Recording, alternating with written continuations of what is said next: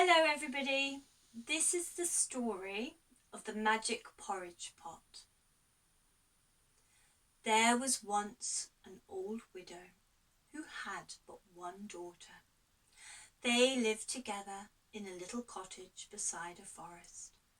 They often went hungry, and one day the mother looked inside the cupboard and saw that it was completely bare.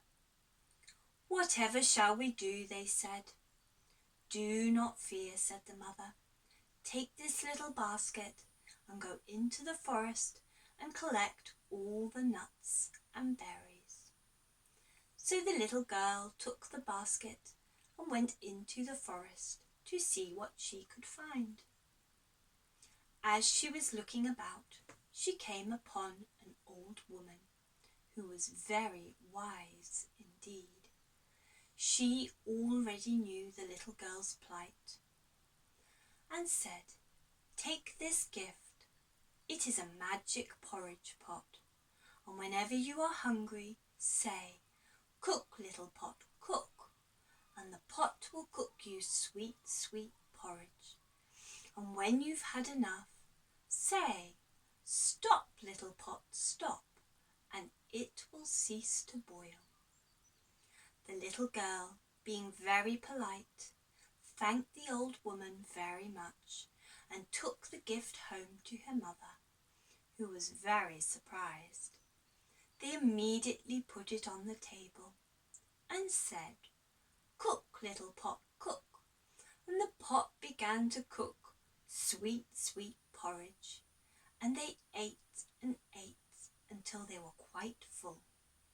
When they had had enough, they said, "Stop, little pot, stop," and the pot ceased to boil. From that time on, they never went hungry again. Some time later, however, the little girl went to the market, and while she was gone, the mother became hungry. She took out the pot and said, "Cook, little pot, cook," and the pot began to cook sweet porridge. But when she had had enough, she couldn't remember the words to stop it, and it just kept on cooking.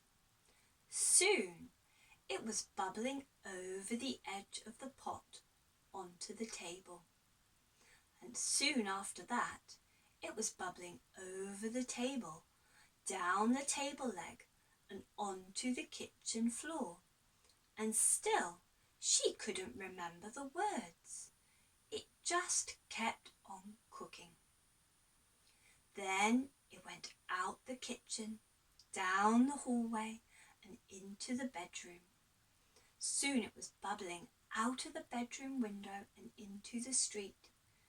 Down the street it went, from house to house, and still the mother couldn't remember the words. It kept on cooking until, at last, it came to the very last house in the street. Just as it did so, the little girl returned from the market. She saw straight away what had happened and said, "Stop, little pot, stop." And at last the pot ceased to boil. But from that time on, whenever anybody wanted to enter the village, they had to eat their way through.